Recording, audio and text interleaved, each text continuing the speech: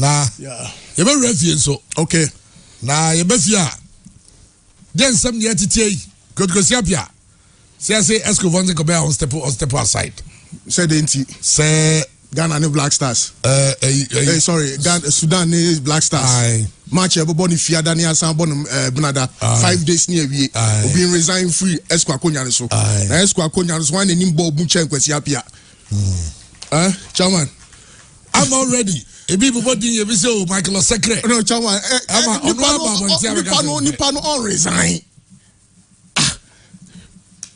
Ghana versus Sudan 5 days yababo Ghana had any fiada ni akọ Sudan akobo ebnada na match na ba na wie na nka kwesi apia be resign a sanka chama nya afa na mo de mo ye nipa no free Saudi or London or London kakra obam say last week Sunday a day before the executive council meeting and no committee no inti ni pan be resign kra nka o committee no ni resignation letter nkra no ebima so mo kan say e was a Sudan for no crampo nanka what I wish e come mom na push ni say resign free ho chama yo Sudan for so me okay say you obi a was all resign a omonko kan FM ra no even from FIFA to CAF to GFA political neutrality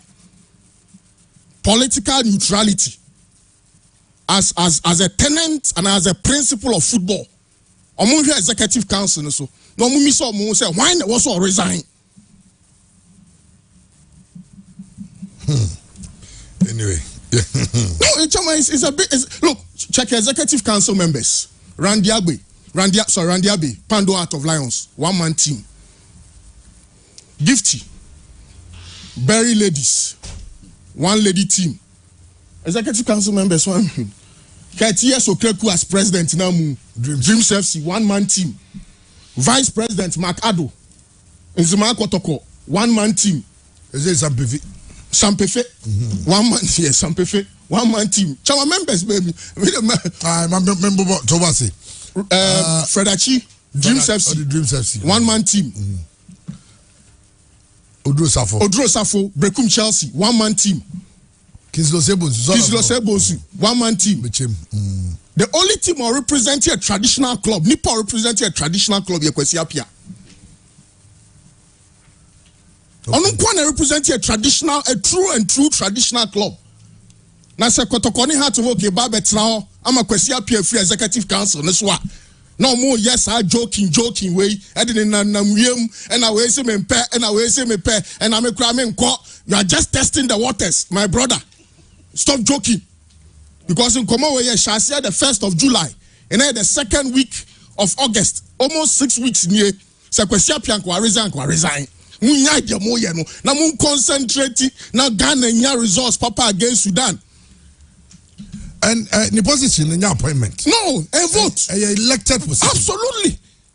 You can't force him to do Sanka Kwesia Pia committee. Until I am person who FIFA form the call man FIFA no. What's the FIFA response to saying? Because FIFA response to my clarity. But now you can say chairman. Kwesia Pia nya boni bia. Kwesia Pia represents your Premier League clubs. Etiokon Asante Kotoko ticket, of which are still Asante Kotoko technical director. Yes. And Okoho as a coach for that matter and a rep of Asante Kotoko. And a clubs in the mean effect so which are representing Premier League clubs interest. And I'm talking about the coin. Now, Kwesia Pia Sudan national team coach and Rechi. One Mauritania bo near okay. But the year draw on the Ghana and yesterday also resign. Now, Sudan for me, this is my point. Sudan for no say common po Mimi Sudana. It imagine say, young guardian say, Ka Sudan in the coach Ghana. Tio Sudan in the coach Ghana. And or sitting on the executive council of Sudan of football. So I know I attached to a club in Sudan as a management member. And a coach waha. And I can Ghana in Sudan one match. Me a shot by Nanka, he does see a catch and say on resign free. Some positions in no kibi the job as he said he was obey neutral. Yes, I be in it. The Sudanese people are saying that they are okay. They trust the man to be professional. They trust the man to be professional because omni no. Omni na ye juma omni said you sit here say or you professional obey ne juma pepper said yet here. Ye momuno. Yes say. Onyina chain. Now onyina chain and say na Ghana do level. Yani Sudan it should tell you that anybody making that case and all their surrogates. Ah, Oma kika chrom say mongo started our campaign on radio. Anyone why say and I could see resign. Busa utimu say Sanka uye nipa ukanu krena udi nukrema unwa. You agree that it may be a term. Sanka ye executive council must say Sudan for and famu. Because in Sudan you between the 9 players crash in Sudan. How much our football has sunk at the level and they need Sudan boboa. You say yeah coach no. I say we also Sudan for this year. Mami Mao Adebi to even question. Say then omu benya answer number committee be mama agenda. Me sure say agenda no so Black Stars was so. E duru ho no say no now mo be discuss Black Stars. We dey anka mesrem a me kotwa mo akiri ho. Mo wie Black Stars na mo be discuss Ghana Premier League and appointment of referees. Na ma ba betina se no ma. Exactly. Because it's also represent Ghana Premier League clubs. So, Chairman, I mean, even in terms, look, Kwesi Appiah is one manner. As far as our executive council were concerned, no, whichever way possible, he must be the most protected man on the executive council.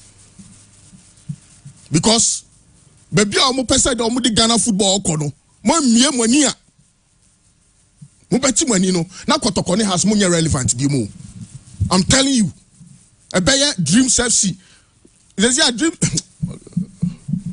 Kwesi Appiah is not resigning today or tomorrow. And now kotakwa. Ofitakwa ba na de ohobia oni Asante Kotoko eko Cape Coast no ne omo pre-season no but say Ghana ehu ewe emu ye ne Sudan ba be hia Kwesi Appiah wow that na this year ba Ghana for so ye ne Sudan ba be hia nti Kwesi Appiah resign free executive council so na who na man is come and choir campaign no so person resign dia ko hu yewra o 24 say to otosumen ko hu no na ko catch us up and say what fast out in the by a person resign no resign na muja is tactics we no 10 years ago tactics a long time Kwesi Appiah he's a man who listens but say Eddie Bear na otwe is here ko na otwe bear nwotwe mu Kwesi mfa letter bia ma ndie masa mo forget it say more tactics bi o ho amonye more bibi o ho amonye say Ghana she Sudan fine na dia no crack qualification 2 teams So Sudan. Yes, so Sudan. I Sudan, other countries. The issue is as I'm saying, say, they be American. FA4 and Casa, they are not on top of what they are doing. I see a deal much 200 years or to me every chairman. It's not make us say you hear people who think outside the box. The moment nanka coach no the beginning why coach in your appointment na nanka esen komo trust decision you put it to rest. Absolutely. Enka coach said beginning na ye nim say coach be your appointment. Ena wa bana say when your appointment. Ko nya no bomb man that was the time esenka more trust all the income more friends coach see when this and that might be the scenario. What are we going to do? It's inka a demo cranka mo wie say musi pa mo wie mo nsi pa mo wie. Perfect. Na sa time we are mobile just a mokra chaba Mr. School dey here ampacho memo bi anka say school here because maka to you bi mo ho the school na bedie omo missing on earth na your school because chaba one goes go to make president of Ghana although you beka say constitution but enye adwuma because obeto to nioma chaba ba cha atia but ye fair no nko man ne bebo because mo go nyina akọ school but when they should think outside the ball it is not there papa ni nya adwuma na nka mo nesia kokọ meeting obi ampo ntibi you see when you this and that might be the issue. It's anything. It's not more can see part more how to solve the issue. But mama na kwa mo say coach ne be show mo. E bi muso adwuma am say e bi o mo ni coach ne kasa say e bia underline. O mo ni coach kasa o Ghana say Sudan ko Ghana na say enya de coach ni so ompene. Me no sada mi huno. Yeah, other than that, why should this be an issue at this time? Because Sudan for the crowd ni issue. Then again, you read the legalities obi. Emrabi or hosa and I'm running saying eka. You rightly nailed it say koba say ya we are ineligible and as we eligible. Omun to be in country ad India. Say, oh yeah, ineligible there is a way to do it. Because nipa ni vote yamano. Also on one resign, at then on resign. Is it against the rules or the regulations? Illegal na. And legal na mom na mo yesa. Chairman, and nyoma Ghana here bob ko ye nye way nyoma way. The Abema Ghana football ko ye nye business at intinam catch chairman. Me I sometimes me kasana I say me Ghana ni. Say you bet me the 200 years old. And now kasa omo ye 2. Ba Comoros show. Enko for Namibia for so be say. Na wa AFCON na wa kokora when win how many matches. Say ma mo USA na mo say na USA for the agro. Nti I say ba kusuro. Me concern and that is why I perfectly agree with you. On say ye nipa ye proactive more. If I Kwesiapia be ye ebe standing no I mean onye attached that time kotoko naming as a member of the IMC. When you are best standing on kotoko ticket. Clubs not to abana mano. We need a technical person there. Mra beti abuama ye coaches ye bibia akra koso. Now you move Sudan for appointing no. And he said Max Udi na make be come and some no ya say. Eti hona no ebi my friend kwesi ebi afa president. What friend no. So kwesi ebi office kra. Kwesi me mum there me na me support you being on the ESCO. But they say when your appointment, which means that I also focusing to coach who could do full time. And of course, Obasai Kotoko, come say, Opa for Wesco, a Jumadian tour. Nemo maybe said a bear own feel say, Moon as a big club like Kotokomunya, you know. Nama Kotokomun propose you be not me, I'm a supporting many other clubs, you best support to say, we get somebody knowledgeable from Ebi or no so Ebi inclined to Kotoko has to be on the ESCO, obey bois, traditional clubs. Me sure say be on the quite Jim maybe say on no Quebec so when Matthias say it makes sense. But when it is made to look like you are being forced out, nobody will be able to forcing out, especially when Yato Obama. I'm sure that even Ket on Tias, if anybody tries to force him out. Yeah. Okay. Maybe a buyer. You see the baby church letter come on FIFA. Say Ket na be can committee. Say be church letter echo coin Obekano Congress. Yeah. Say you disqualified no one. He felt angry. Say I didn't be for the church or letter. In the same way, when you have to obey AUB, now if you say we beside the school, you discuss blast engine job. Is that what they are telling us? Say the Ghana Football Association exists because of Black Stars. Oh, yeah. Say, Esco Black Star game on the bono. Esco you may do also with this Ghana football you know. Because you have got 1-2 games against Sudan in a space of 5 days. It's because of that someone should step down. I said in fact me ra kakra. Sebian Ketnawa never near discussing coaches. Coaches I'm sure there is nobody who can even make a stronger case than Kwesiapia. And every president at Congress said the biggest problems with Ghana football is refereeing and coaching. Biggie. Chairman. Bibi Aboko. Nyame adom Bibi Aboko chairman. Ya ben you. Chairman na Ghana Football Association. Enya president nkwani feel say and I say ESCO for nkwani feel say they are there because of Black Stars. Yen Ghana for nsem tro nyina sana na ya dwen yen. Honestly speaking, because time Mr. Kwesiapia enya appointment as the head coach at the Sudanese national team no. How many people talked about it say oh Ebia Kwesiapia ESCO so into say about the Ghana Premier League and say what everybody talked about what say ebedru baby no there is going to be conflict of interest because Oya Jumama Ghana or Science Oya Jumama Sudan. It is not only the Football Association that was no Adria Obia or Kruman was that because ESCO for Nama who say they are not doing anything aside a Black Stars no. That is the picture they have painted to Ghanaians and then the journalists. Say every one no moteno. ESCO no so no mo wono. At the control mo hono me Black Stars and because you hear about the executive council or the executive committee only when it is about the Black Stars. It is only when it is about the Black Stars. Chairman, problems are Ghana football facing. If so in Black Stars, the problems are Ghana football facing. If so in Black Stars problem. But they are not thinking about that. all they are thinking about is just 2 matches, 2 games. Black Stars say forgetting every single problem facing Ghana football. These are the kind of people that are leading our game, and that is why it is in this particular state. And then for me, honestly speaking, the Ghana Football Association president and the people at the FA problems are what Ghana football mono. Just these 2 games. So are they telling us say Mr. James Kwesiapia and step it down? I'm going to be in the meetings without Kwesiapia. Let's be honest with ourselves. Since we grab a meanwhile, so Kwesiapia case we know, Ghana Black Stars FA head coach Utoado. Yefa Utoado and Kanipa Ben Krana and was so new dear Nimu. It should Kwesiapia. Oh, that time Kwesiapia so any jumo. No, on WhatsApp group nimpo I did check here. Then WhatsApp group did home come crowd. Head coach of Black Stars. Yeah, Pam Chris Houghton. So WhatsApp group on the only technical man on our ESCO. On the ESCO, is the only technician, proper football man on the ESCO. Can be some person in free. Okay, Ghana one because there also be Adam Fubiba. Won't say dear baby. Dear Bebano, say minim say Michael Secre and obi amanfo bonidi. Na Nedine kwa de say ya yin Abdullah Muftau Nabila one of our colleagues a treaty say me say I'm change in every Twitter e go X no you can tweet and I say or X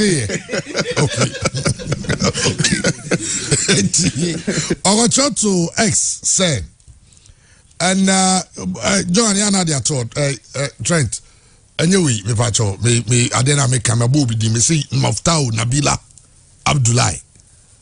Me tweet. Also grapevine have it that Sudan head coach Kwesiapia is being told to resign as executive council member of the Ghana Football Association. If Apia resigns, Chief of Staff Michael Bogdan Osekre will be a likely candidate to replace him on the ESCO. No, the Troy. Johan decided so or did you know paper to one? Trying to know. I'm saying, and then no more is on Didia. Oh, now, or they are not too worried, you know. And Muftau Nabila Abdullah Sadi Weba, say Chief of Staff of the GFA, Michael Osekre, called me a few minutes ago to threaten me with a physical attack in my office for reporting that he's a potential candidate to replace Kwesiapia on the ESCO if the Sudan head coach decides to resign from his role.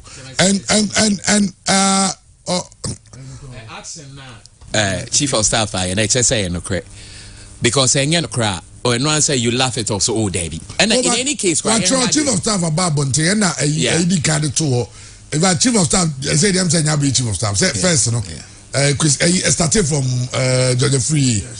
Unofficial, but they are the most powerful people. And I'm telling you, Osekre is the about we can't free why he's the most powerful. And one reason, in Chief of Staff Osekre ne air conto quite just say no credit say in case he like for like replacement because on the committee, you know, Kwesiapia represent technicalities of the game.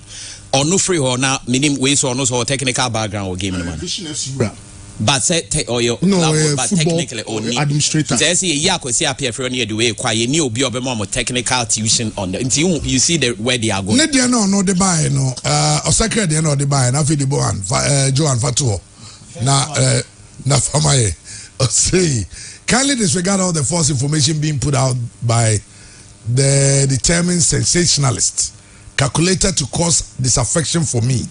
I have no intention of contesting for a position on the Executive Council of the GFA. My focus is entirely on Vision Football Club as we prepare for our historic journey in the Ghana Premier League. Vision Football Club, a wo keke. Me pacho train, me right? They say there are statements I am very pregnant with a lot of things. Yeah. Shadibi.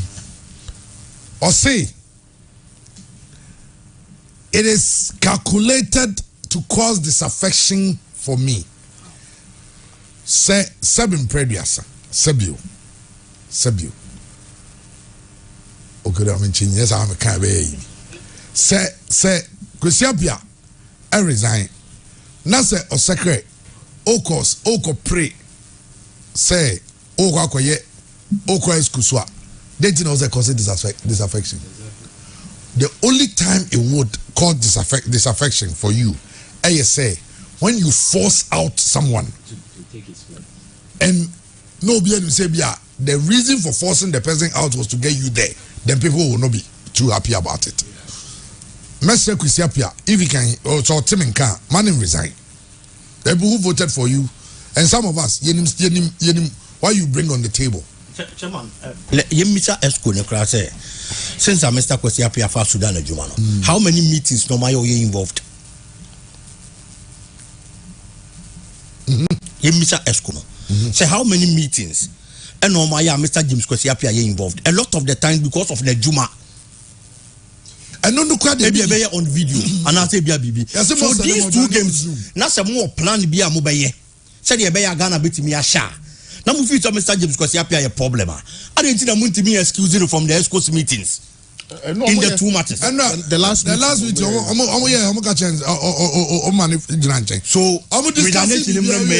I'm discussing BBA, and I'm some be discussing blaster upcoming AFCON qualifiers. Now I'm saying they say oh excuse me, I know so no problem. And no piavity. Now, yes say sad. The ESCO is made up of clubs, coaches, and BBR.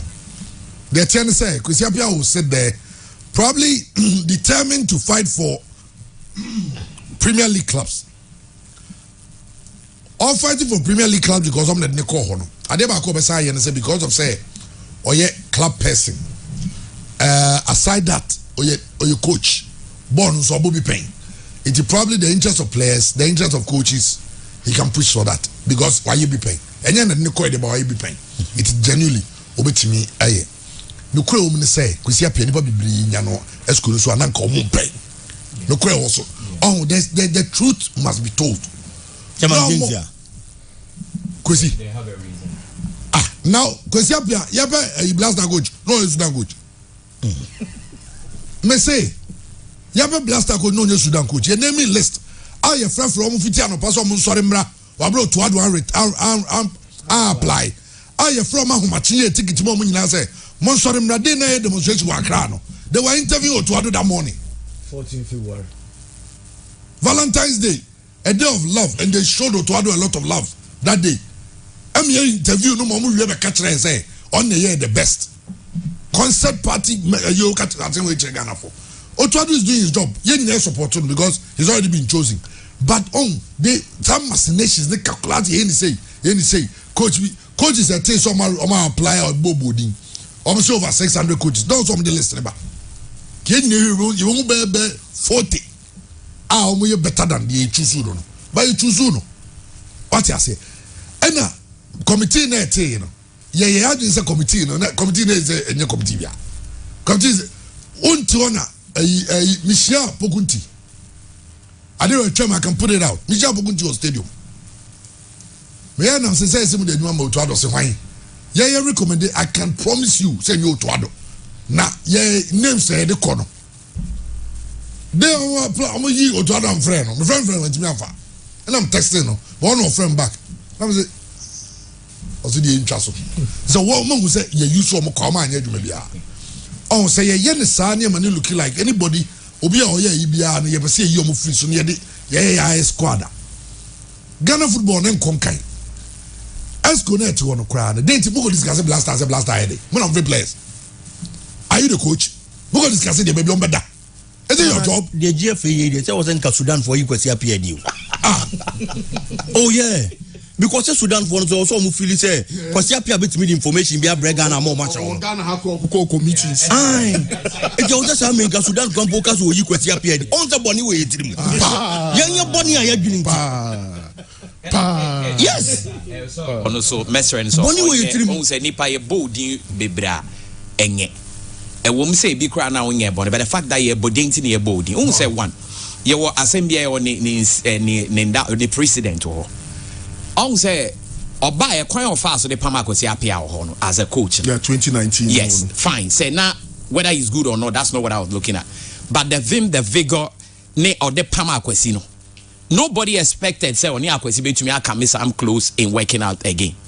Until some people were very much surprised when Akwesi was with the ESCO. And the people are looking out for this to happen.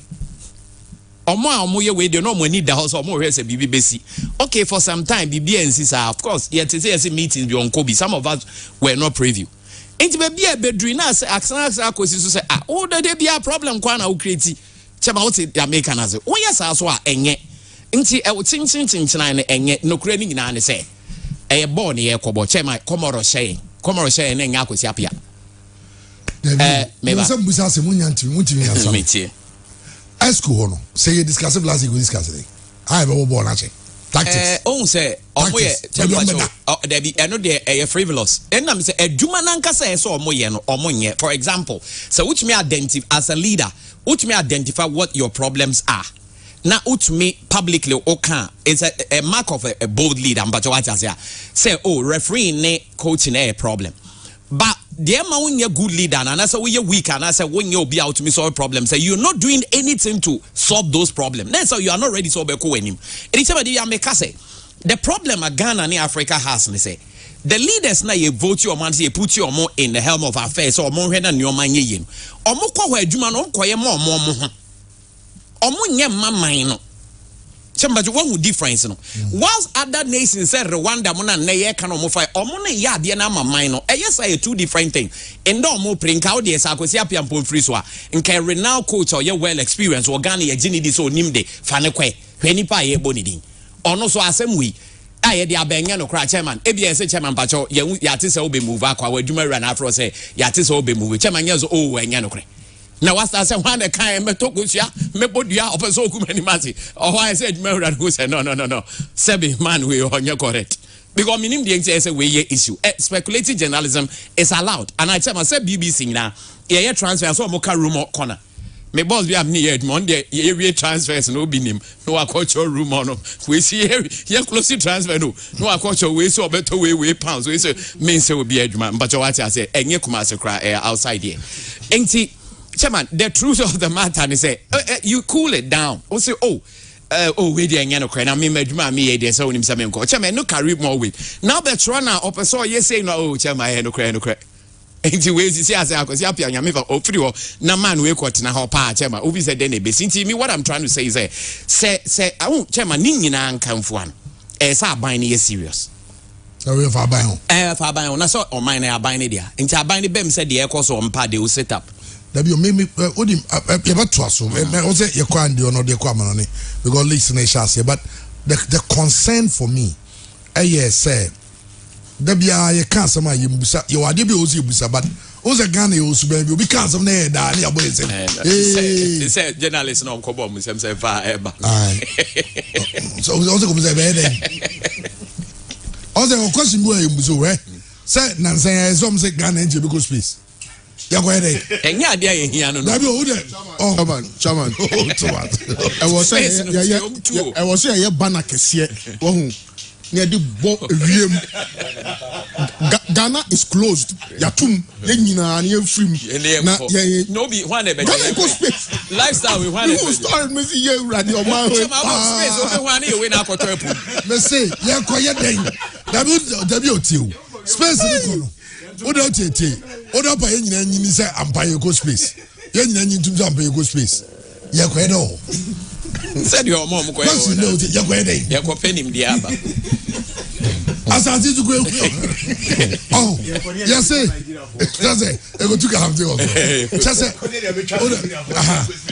yes say Akwesi Apia also free ESCO so na e blaster any suna bobo mbachu mbiza question dey ni discuss of blaster ESCO ESCO see discuss blaster asema the best air they be to coin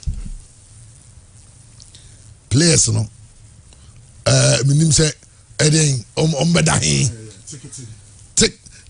ticketing ni one because Alexander protocol officer no na ti de anase be discuss you go to bribe oh dem you go to chacha and you so say you go who referee anyone when you so so bet say you go to bribe na chesa mono you want to mo so mo ya de bi enyi ntira mo so nyina nchana kenya sa Blaster some guy discussing say oh Blaster match no ebia on the agenda ni the Black Stars ebia na every president say per arrangements are a protocol officer they are bremen no the plan is that we will travel on we will travel on that say newa na it place ba assemble it your bomb match we are near Saba anyone you briefing now we can discuss it Blaster enyo dia de wetuaka anyone no be tell say make you try na me enti say unless say you be say go who referee and as you be say go try bribe nearbo vest ana under and until you feel say asase obi ntibi nanya sad ya me I don't see what it is about discussion of the Blaster because hoyen discussing the players who have been called players no ayina de beba Otuado mo say Otuado be defend e dia tre Blaster management committee committee no o defend na committee no because the vice president ne go for no mum dia bresco yes sir it is abeka no na so ogosi be sro we there your players be invite na yi be ka team there my 30 minutes we no abada your next topic on the agenda be Premier League or there you can come and sit in and I say any other matters we chat them Andy yanko man on Magdan yebusa no say obi a wo ska wo sponsor we Ghana Premier League who sponsor be Magdan shipping papa no was be no obi send me message say Magdan Ghana Premier League in Kenya bad I didn't know sponsor the Ghana Premier League chacha no dosu do I say chacha no dosu say chacha no dosu do sponsor Olympics where on the Ultimate Sports Show on Asempa FM on the Maestro and then the team I say chacha no dosu do and you know when it's gamba now can say you know day say you see how the corporate world sees our game chacha you can't say oh cause for proof bra now oh yeah papa na obi be catch us say papa yi obaboyi de bia onu wi we kira anase me ko bia na oye we kira na otoko kenwa ana oye bibi o de fancy abeka oba na wazo achro na oba na say o prove way I trying to picture be kire this uma me prove me nya prove me kan wasema oh ho na da ko police for eduba na chi edna befie ana e ka jo say obe oye kronfo ko school go wi ade okosko ko wi ade ya che no na obi abeka kire no ogowi obi ade o ha obi e kasa obe ni sa no na yi o say o mo prove way obi anya prove dia untie say o fie na ye de oba ne ba ne ye che no one day finally ye che no ye no go tuma who feel say would you call yourself a good parent aha and nothing ye kase nipe kase Ghana football ye de to chacha omdi twabet oka obi ankawe oka ye twabet do level ye team di an entire different team I represent a Premier League team abo match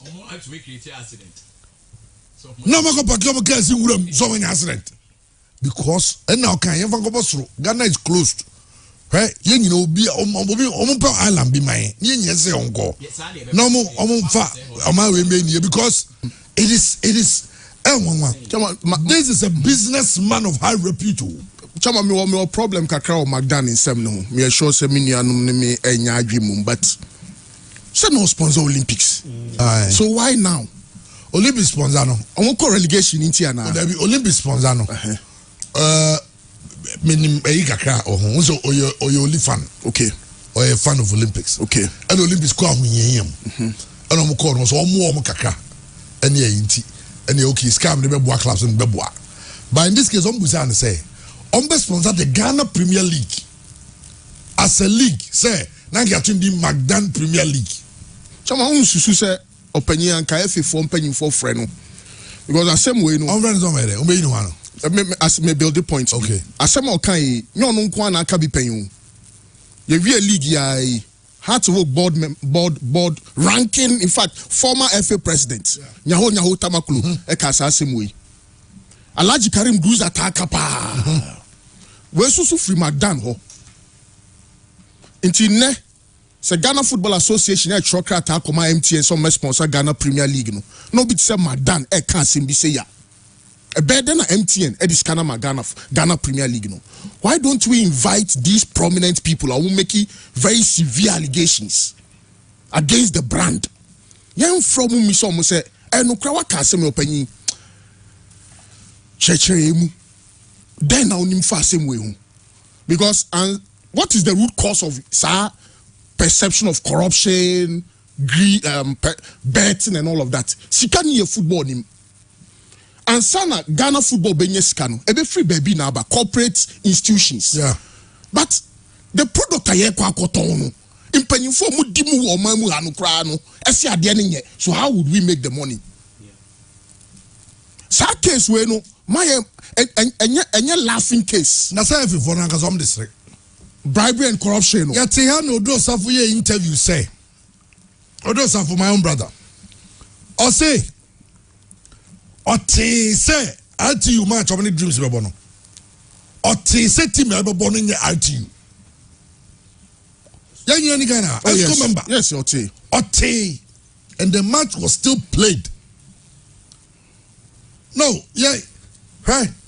Abdul Salam Yakubu Sabatu Betra. Yeah.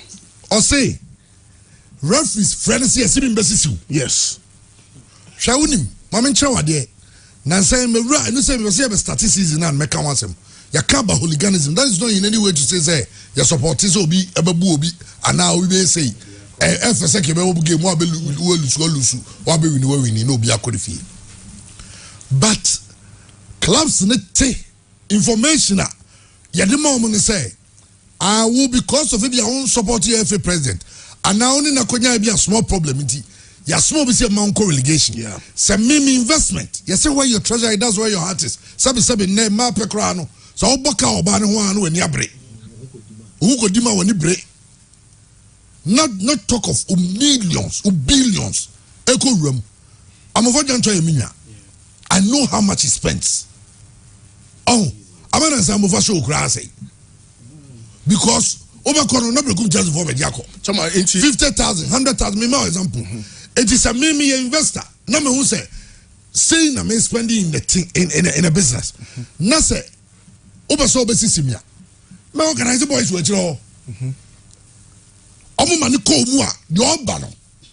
Oba who say dan go for many bro, me go di the fair.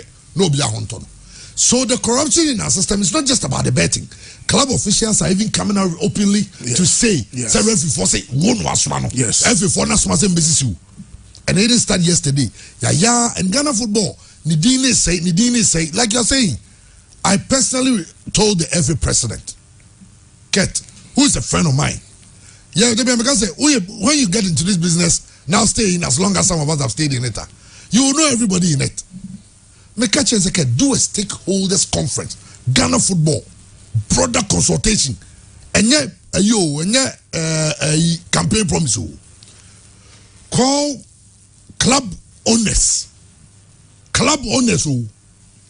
over club owners. No afraid, of course, the heads of say Escobel. No afraid, they are very prominent football people. There are people who will now be knowledgeable about the game. About who is Dr. Safoji, who say Japan. You know, there are people who hold the position, but you need people like that on the brain.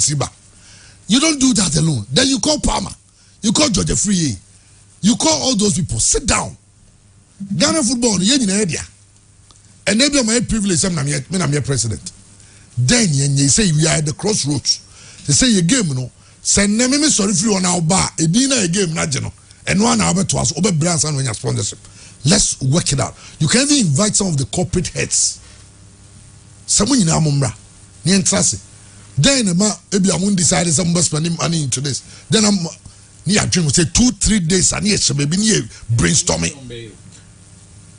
And campaign because right Ghana football I want some now someone yeah, even on social media, Facebook, twice. Yeah, foreigner. Shenipa mutie foreign. Yeah. You changiba local. Look at the numbers. I drop it because I'm not for lose interest. Say game I ever bought. Na minim score line. na me hide me say movie a waheda o sa hwe biom kra na o skip bi because at the end fresh the na date no took every akola Korea game second time in Scotland be say go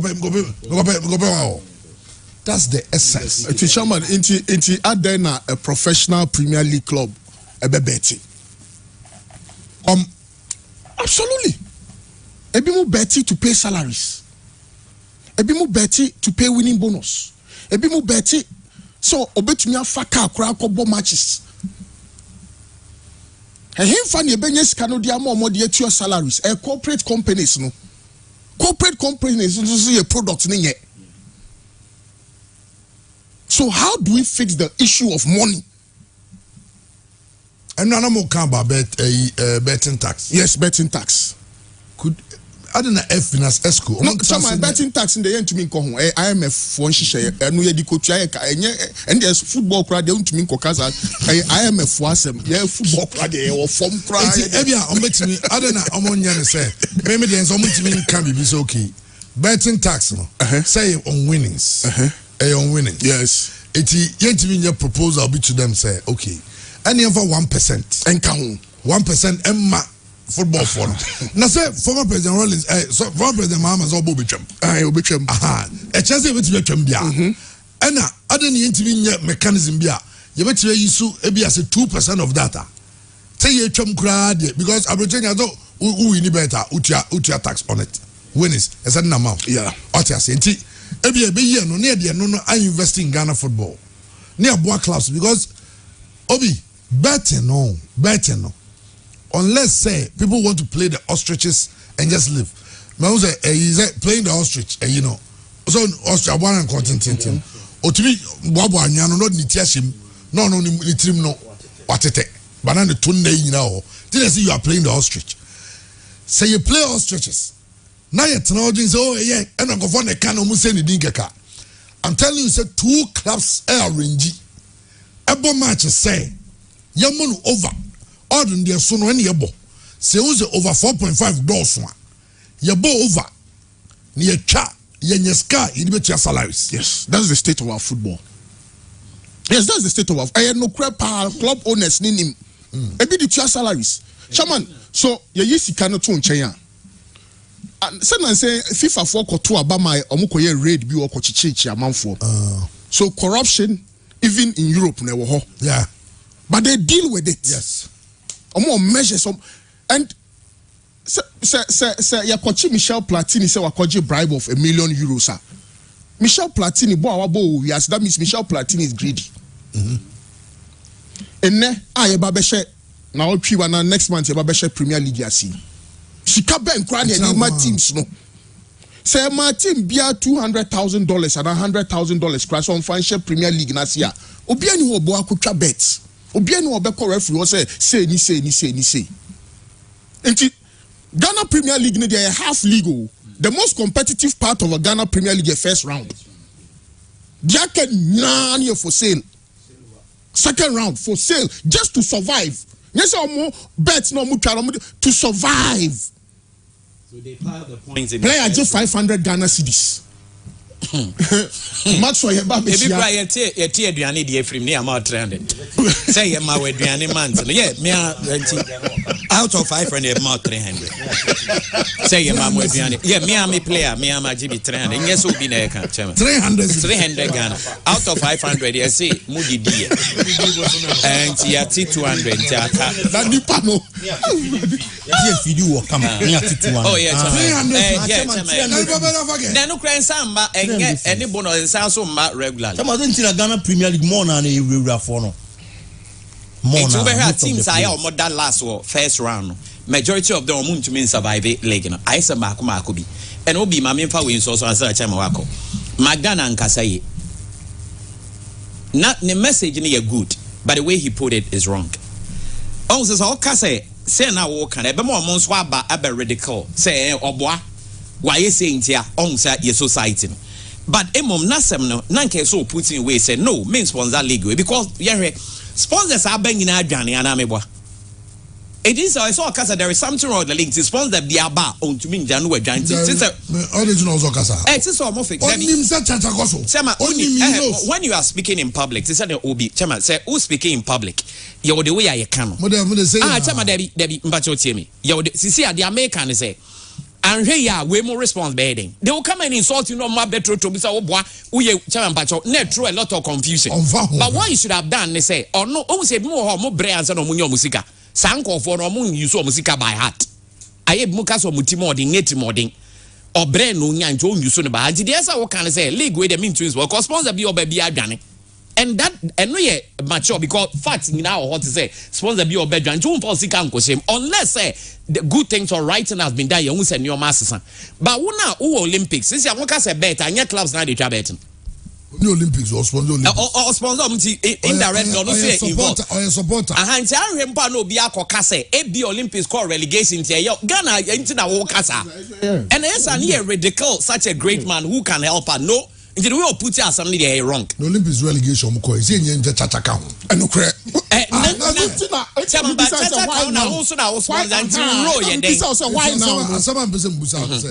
Obi sponsor clubber.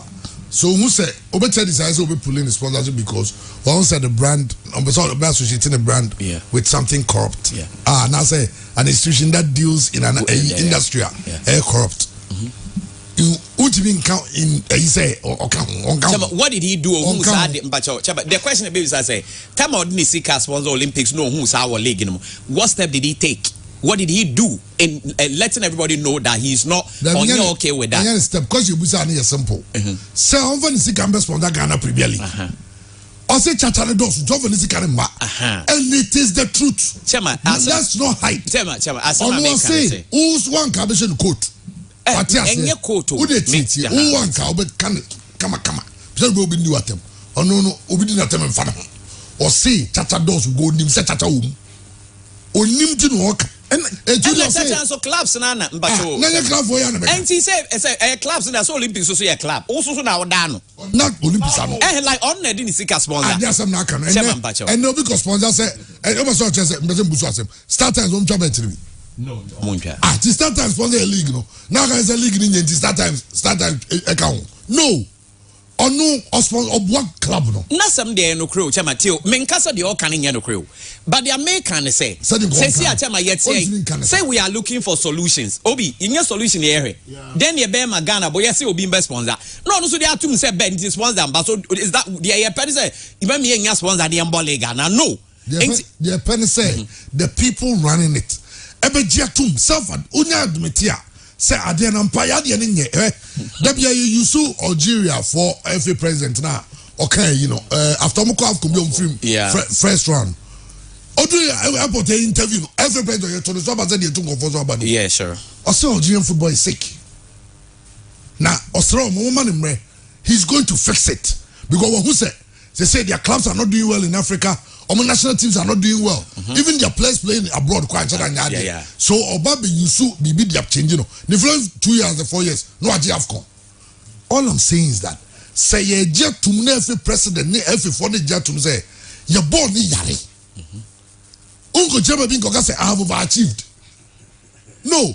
If you say you have overachieved, it means the system is okay. Chema engine tum kwa mbacho mean chawano. They are all can no credit. Engine do mo atumo.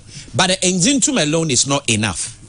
But Papa we the alka will say may take his steps and he took the step and the steps no taking and the results by engine tum kwa. Either that second say your refereeing problem near what your friend say coaching problem. It's an admission. It's an admission. But what are you doing to fix it? I want this success ever. Into to me now Ghana body I say you be 200 years near based on in some opinion Mr. McDaniel Kane. And any conditions or grounds no say any you. Yeah. You get my point? Yeah. Because then tini e betty ya ho kire ye ni brefo ye chi ye kra na ye nya ye hwe ni e jaye kwa nti yen deal with the case of the lack of money. The lack of money no no chairman. This is incredible league now wa obe win no unya more than $30,000 and $45,000 and $50,000. Now team winning cry $50,000 awa hoye no who say na obinya. So chama what scenario no? Yeah. Ono all you know, only more than 200,000 Ghana cedis. But I was about 38 matches. How would he survive? No appearance fee. Yeah, mouse kaboti be say Jinakobo League no, and now TV rights be aba ya check Jiwe TV rights sika no about bear 2 or 3 matches pay. So how are we fixing the problem of money in the Ghana Premier League? They told me and nibre for more league nim. And nibre referee. What training? Why your mukupa test? Why bibia? Open so ko ball dance. Open so ko ball dance. Anya adwumade was all ye. Now referee waje. Ni asuma now koba now je. Greediness. RTU at the different squad about a Premier League professional match. You're finding 100,000 Ghana cedis. No proper measures. Michel Platini at you so my coach JJ rest watches your modern. Even for Bronino, so you're greedy, next you can you now so you're chill, so you're corrupt. The measures taken against you will deter others from getting into the situation. Inti Madonna Semono, and I mean, we are no a critical thinking, and yes, laughing case will be a some case super voice way, me a show say BBC for Bebo, a be quite inti adena ye kurano, your products ye cross a football no. Sikanim. Ye the cabet, ye nibre for bibia into a lost product. So from the way football economy, the thinking of our football administrators, no, I can confidently say football no a better chance na ye. Oga say a chance enye ye no but mention nyina adwin sia de bi so with respect to be ya de aye no ne sade no. Ye ho na emra anas nyoma e bae. Godfrey Dame that time no a deputy attorney general. Currently he is the attorney general. Okay, say Ombeti Sports Tribunal. They deal with sports cases. Mr. Dame, Padaruma. Say Guadona in charge. Now say the most courthouse who's a law house of law, who's a law house who's a yeah chain. Was a gun and brofuni court na and the brofuni tea. Why you careful? Can't they be able to say oh, yes, because space. Says they are car is a good space. Swat say. Oh, it's moya sa or the Andy Favorite man. Yenya could throw by Facebook say, I'm a Lucano and we were down man send the Lucano. You remind you about the other things, but Kokula be the message Biaba. I say I personally believe the only match or matches that were played fairly without bribery inducement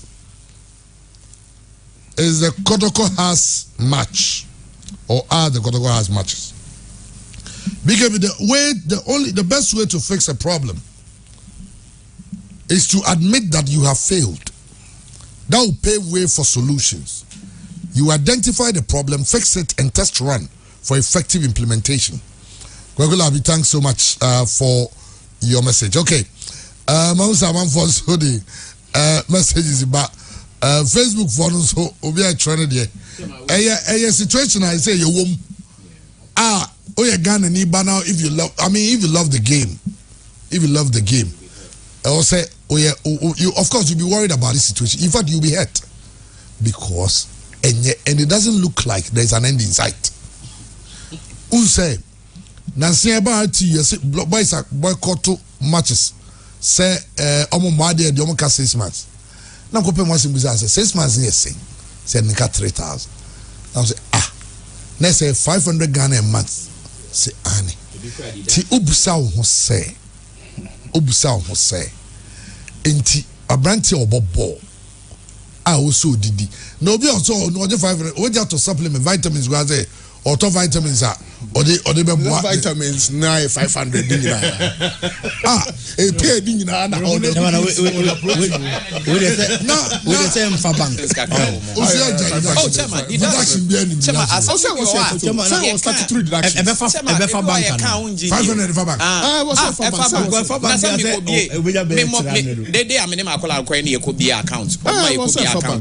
commercial bank that was the first time 500 Ghana nti boso no mati 200 say omo feed omo into money omo tisnet Na Senate over 5. Let's say what's on with I was out to slate. Now suppose you. Clubs sitting now. Obi clubs 1.5. Baby table so. Na so be 300 na so ka so titi we a. Say no can so omaniska no. Omaniska. O we are Senate there 2 3 say. Had the platform the pay chance who here about scan ni asa no mo ye. Intina boys no so sa de no so work mom. So mba team kesi ma. Chairman no team kesi no mo ye rough no. And work. Chairman say and my boys no come di omu to the level say so take unim enemy conversion na Ghana nye na manfo betu kwa abrochu ah ne sa ga bon na team na emu ko 700 Mohammed Alasa so ko ga but the tian say and there's a boy need to say about $700 now we convert it at the best cities or check here 700 you bet 10,000 Ghana now we dream who say na me get 300 say you me 10,000 mamenko enti your system no ye ade o se enti what study mun study ade bi all the people are omo efe and omo ye close to the efe no so omo team division 1 omo ba ya no ma ba premier yeah all study yeah na bi ba na what system ni ma on share down support system no na momoko because tisa we are number 1 the entia me sure say Sheikh Mansour na down for English every president never on pen down for gra on pen down for your juma na nyam de na Florentino Perez who said the time for back we have you tell us Florentino Perez what is na down for Spanish every president so still omo here for Hansia but Ghana to survive also every president here down for yes I will call crazily so my fans I mean bad structure say it won't encourage business people to even get into football say Magdania can ask me or say chacha dosu honestly bia say the name super ball maybe I can go the Olympics are running because he's an Olympics fan openly waka all your boys now crowd boys on the Olympics for no et imagine say bono be say me the music ekushima ansana met me sustain you know this is my president by madam my fans yeah Dr. Kwame Chey obozo team yeah is madam for every president Benab is said be ya wanye ne sa wakore nkura ni bi nya national teams wanye ne sa we so when we make we create such a system how will anybody want to come into our game for Andy Cassias at the Amana Fansam no the Akanyina so Yamfama Yanativo. Now Yamefie trophy Samnoswa. Hearts of Oak are announcing plans to relocate their pre-season training. Almost so as to try and almost see Omodiomaniche. Now planning a number of friendlies in Togo and Ombakobo and so El Honum. So I'm the summer test team no Omago drew Cameroon Summertex Omohena Bibia and Subeko said ye isi ete. But Andy Ukans and I a bit of the political angle of sports. Na Afrofranto and so the movement for change. Alan Kojo Chamatin, yes. Na ononso akasa diafa sports development ho. Jonoso yenti ononso di wi an ese di aka no atwaso.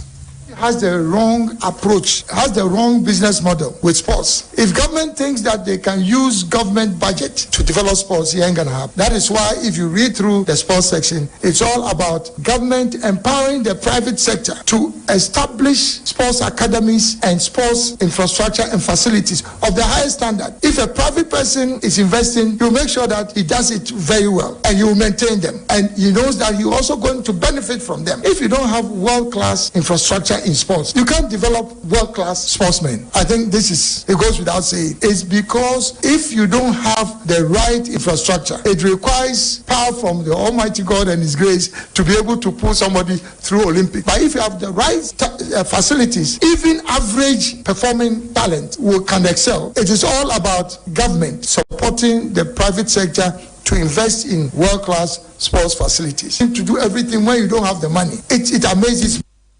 Well, since aban ye na agency obetim the aban sika e dia finance sports am na agrubi na 7 previous yedi o say sports no industry a obetimi aye amana yi obeye amana ye kese na no ahwe ne ho o say a business model and also the sports no and then some no but also can Rose send message that yenka Real Madrid Omaji hey Real Madrid is Super Cup champions they nyina edi tum why esa na Barcelona for no yam hwehwe omo de but they sure say and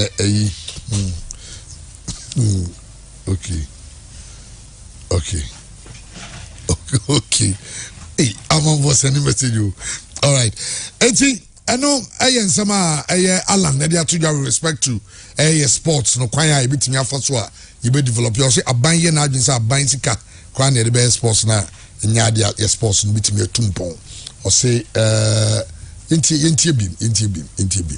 has the wrong approach, has the wrong business model with sports. If government thinks that they can use government budget to develop sports, it ain't gonna happen. That is why if you read through the sports section, it's all about government empowering the private sector to establish sports academies and sports infrastructure and facilities of the highest standard. If a private person is investing, you make sure that he does it very well and you maintain them. And he knows that you're also going to benefit from them. If you don't have world-class infrastructure in sports, you can't develop world-class sportsmen. I think it goes without saying. It's because if you don't have the right infrastructure, it requires power from the Almighty God and His grace to be able to pull somebody through Olympics. But if you have the right facilities, even average performing talent can excel. It is all about government supporting the private sector to invest in world-class sports facilities. To do everything when you don't have the money, it amazes me.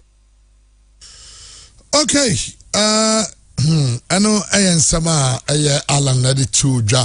Na yenim say ye 2 Ghanaian clubs are omo ebo African weekendi omo siaka Samatex ewo Cameroon sesia inso na elect sports bebo meka inso atema no bo ewo Accra Stadium. Na honorable Ignatius Bafo wa no team no ono ene dia na wakasa say on target and say at least 3-0 say the be ma away leg no and so emwaye emwaemre. Yes, make yourselves proud by beating them convincingly in Accra. Yeah.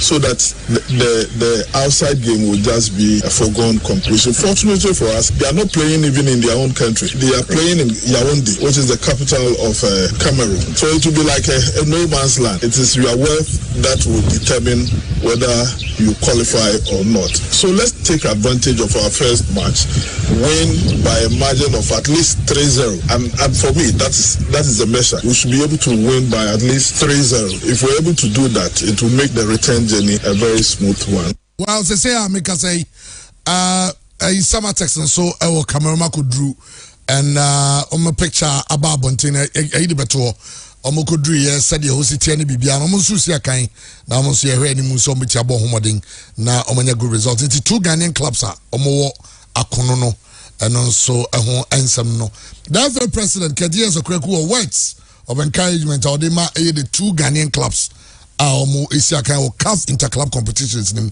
The last time before the most recent that Ghanaian club did really well, I think it was way back in 2004-2005. That was the Hearts Confederations Cup. And then last year, Midiema and Dreams FC also showed that if we stay together, we can achieve. That should be the source of your inspiration. Your colleagues have done it just a few months ago. It's time to go the extra mile to put Ghana back on the map of where we belong. I have no doubt that there's quality in this squad. I'm not in doubt. Neither is anybody in this country because you are a champion and you truly won the Premier League on merit. I absolutely trust in the Tenkra team. This man I've known for many years. This man has been my buddy for many years. The rest of the team here, I'm never in doubt about their ability to guide all of you. They have already shown that they can win trophy by winning the Premier League. And I believe they will guide all of you all the way. But most important is for you to listen and to apply what they ask of you. And you will see that slowly you will make it. When you go, you should know that obviously you're playing away from home. And this is when the tough, you have to stay together. When it's good, you have to stay together. When the challenging moments come, you have to stay together. That's where you need to encourage each other. Hey,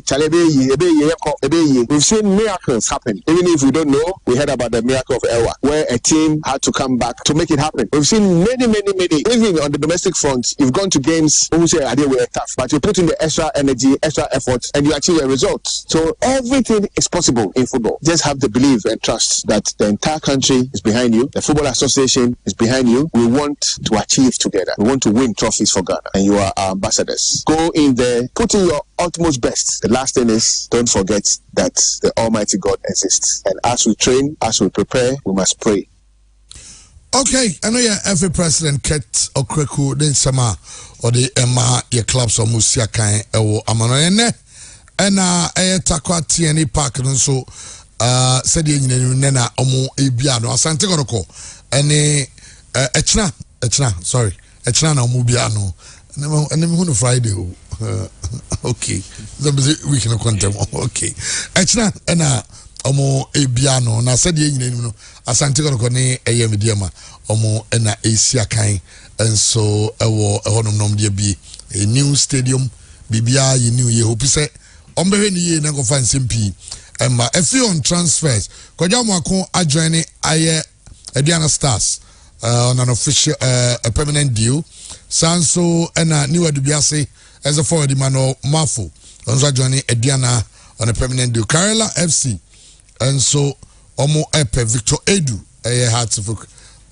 former Hartsville branch no so no subisia kan ediamomo Kujofianu akasa dia fa the format of the Galka competition any venue ne hon senseminar takwa ne bebo competition about this season it one last week share minister ma also refer to the National Sports Authority nyamia ya dum ma omukipine se be sia kan wo nti after the official commission of the stadium on the Sunday the Galka competition actually on Sunday the class na airborne ye bidiama nation e kumches and e bechem FC and the sia kan the be share Sunday all play all the a double header. The first match be at 3 o'clock. The second match will kick off 6 o'clock.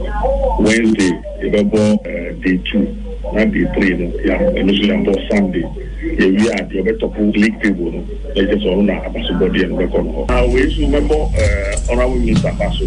So also from it yes we are and also develop to develop the game also with that as we speak now come any class in the formal appearances advance required okay, enti ano kujofiano ensem no twice o me ahwensem ni na okay chairman de dikan say ora Alan Chamante ensem no de say ye di won komo ache almost I mean government participation, private sector participation ni nyina no komo say be mfie be du Ghana for the won komo say hwe ni mu say enioma kakra be bie ama akwanya bia no your football ni sports na nsaka unfortunately no private businesses be brain ankasa no sisi aka say be brain no and I know also the general economic situation my private sector no struggle into ansa no this ka ba be share bibimo no so enya so emfa so enti sesia no buying package for sports private sector no person dey no gym no same because essence all the who kwhye bibimu a emfa so na wo per business wo person business no so ko nanim na sports no so no ugina sports no so na wo so no there was on saka free exposure obenya free sports no so on saka own 500,000 Ghana cedis and kosher business more at the end of the day na account kwa tax incentives bia programs bia anywhere betumi amount say who kotua otua so o de be 100,000 Ghana cedis akoshe kotokomu into otuo no yate so be 20% and yate so 10%. Now do sika kosher academy memu a uko yi unioma free porter ye beti so ama na ebe yi ye be free and more yi unioma free habo free esanse what football academy and what athletics academy bi and also den kwala bi kwa brochi omo kwa akosua de and omo kwa ko train na mo modemo no etumi akọ nanim yenim infrastructure so role of play of ewo sports mu Olympic games on come on ye dia de ntia ne ya athletes no say relays no and high jump even on my team say them say stadium my water tan tracks here be 9 baba Tamale Elwak and I'm selling gone and Ukraine and say neighbor into mining no tartan tracks e di juma training athletes ni na 9 yes second cycle institutions near tertiary institutions now support be na private sector no edi remu ama etumia ya nature talents no ohwe nansemu GSS fo yi ana GHS fo nkola yi omo athletics omo ya sere kra kwa ezaze coach no kra no train no de man kola na americani high jump ni pole vault no mo ye nyina tumi say there be emfa kwam omo training no omo yira kra nti ni nyina no ye set out infrastructure ye hwe ni say private sector benya benefits free omo association with sports no na coaching so no kosen because coaching no o chira kola na de money instructions sign a coaching no kai no de wache no ni nyina no e ka package no be my sports no tumi akọ enim emisa aban ni dwumadi doso nanso Ghana ni bia hwe ni mu say aban be yi kakra de abo sports but even the budgets for the various ministries I'm say omam had the Ministry of Youth and Sports I'm saying the budget not from alongside say Ministry of Sanitation yeah omusika no form nti na bebre na hwe ni say private sector no so be biemu kakra nanso aban no say na IMF ne ya nyoma si aye no ya den say obetumi atiska bi kra to say udi sports because at the end of the day no unya benefit bia influence sometimes you need a strong government. I'll bet me I bold like I say. Me person sports no a picture me mind no. You say Ghana proud ye. You proud ye ni mo nyam shebe brain apart from your politics, your democracy. Any dear ye penny for ye me ka Dr. Kwame Nkrumah nom omo nim dear ni say no musikasa for African unity ni say man ho no. Omo the sports e picture Ghana ko drum pempe so bia. Na wo say etumi ekọ anim.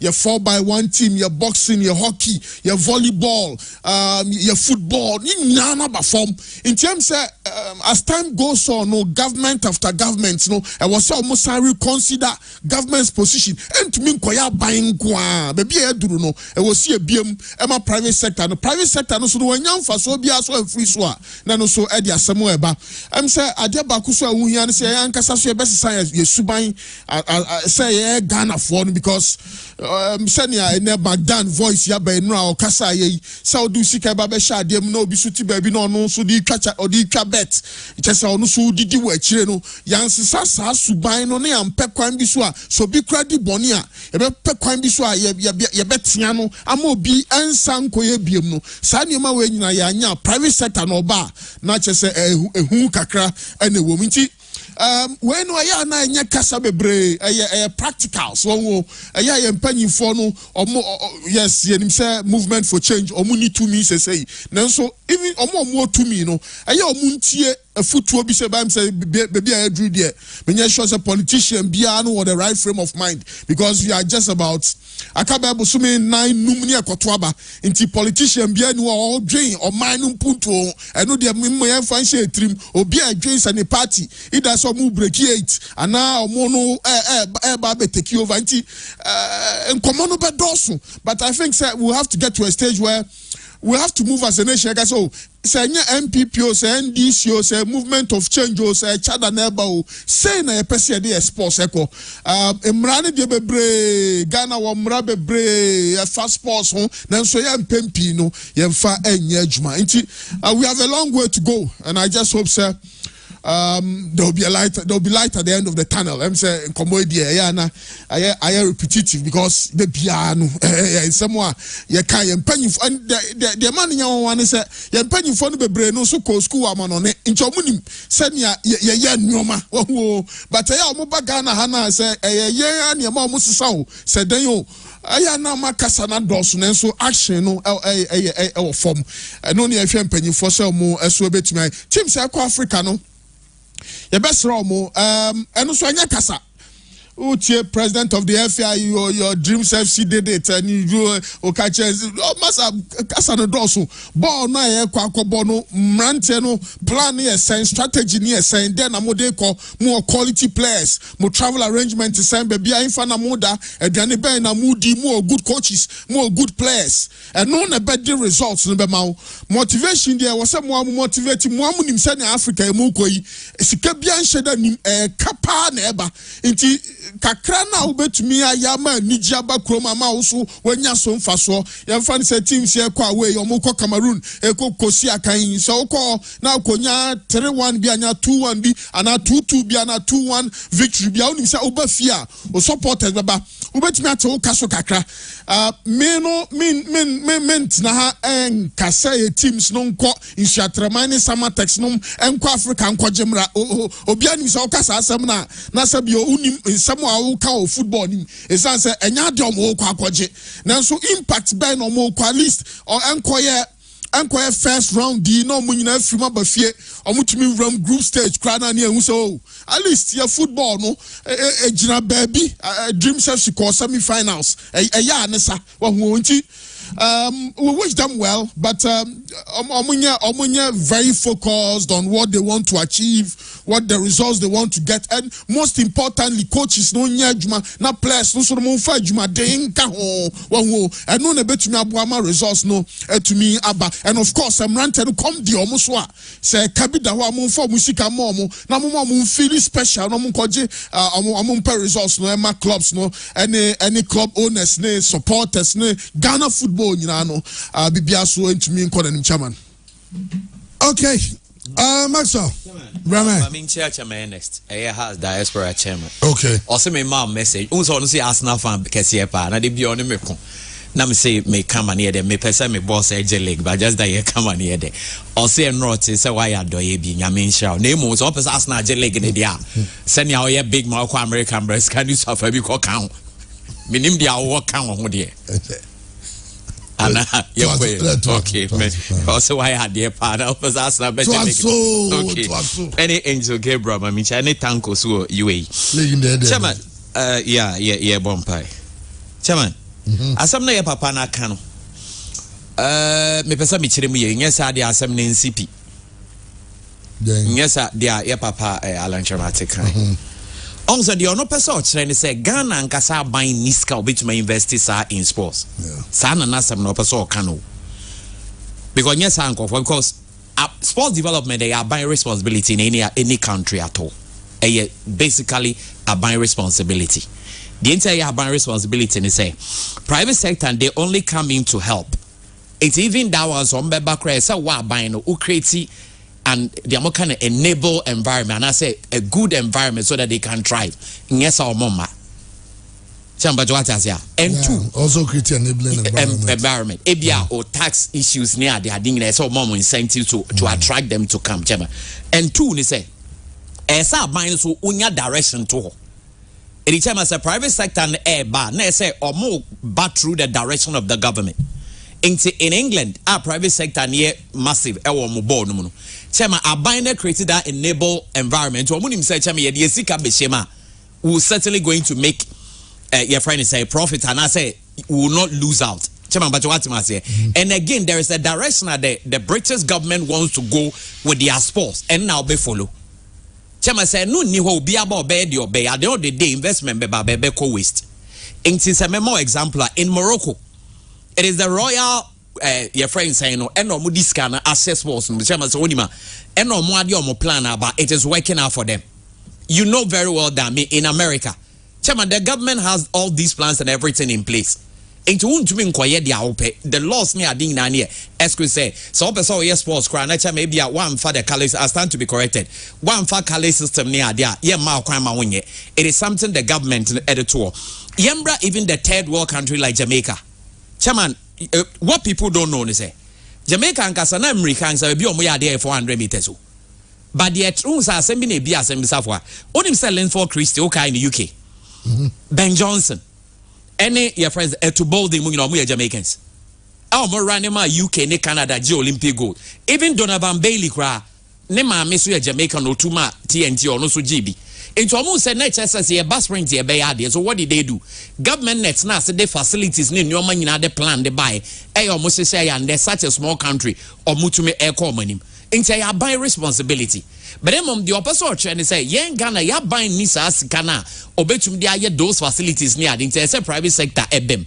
Name or bema 100% or more bema esa buying a creative enable environment and also the direction that we need to go." In Brazil, it is the government that started setting up academies all over the regions. Lord Bano Catcho. It is a play be free my buying what percentage or JDM mine and on foreign exchange can say about into football. Into a bino can still work it out. And the problem so I'm will finally say here in Ghana. Sabai Yensi say be for private sector account. By a quiet dear na say private sector because I'm here had it. Seba health insurance free education near there. Say Ghanaians and Masoko private schools. Why have they been left out? Chema yet here we are working for a private company meboa. But we pay taxes. Say me here wow OJK say me here or slip no so tax and that's chema yeah how you know OJK what do you mean kasawa bra umfa hey say me make example na man I mean it means sano okay oni obi amojeke say but that say chema say o here tax amutua banso aban make plan bia e you so say omo ye adwuma man nko a chema so west there yen nka ho basa ade no kwa na enye yeso na omo abase private sector. And you say if that is the case, their messengers or also in your power now, Chairman Bajoji. And was here so your private sector in our buying ye be or factor in now because we are all Ghanaian. We all pay tax. Chairman Nana driver be no de me, but that make us a utia roadworthy, utia income ta utia bibia, utia fuel, they be out of fuel indirect utia tax. But ye bibia buying any project on fa ubianka. And I tell my son make me boy. And this all or incorporated that into it. Me matter that I don't believe say private sector and that kind of governance is not good. A buying council is not good. A combination of the two. As a buying putting certain measures and all that in play. For example, me nyadwe the idea boli. On say Oko Nigeria is saying. They only say Mali 100 Ghana. Who converted Mali 100 Ghana. Baba Ghana 500. Next, a buying has not created enabling environment for it to thrive. And that is what they need to do. Into Waka, but this is what they need to do, Chairman. All right, Yavansi, and